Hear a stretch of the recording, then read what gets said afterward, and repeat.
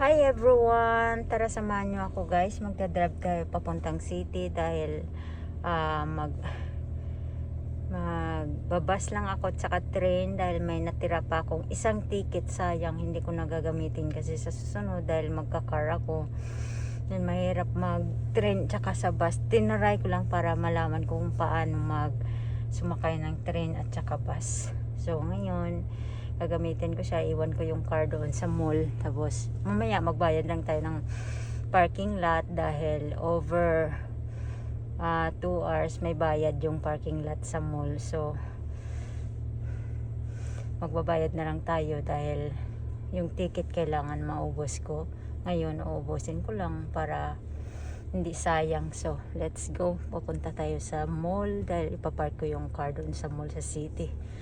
So, samahan nyo ako, magdadrive tayo guys.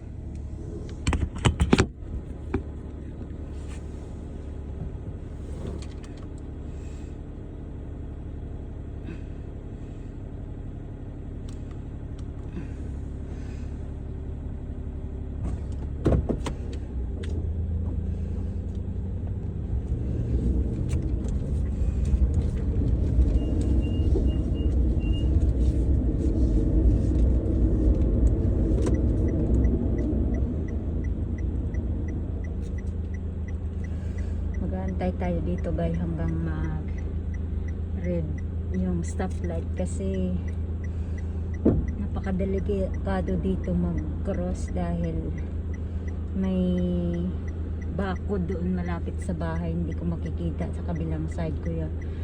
Ang inaantay ko dito pag nag red yung stoplight, ayan, pwede na mag cross tayo.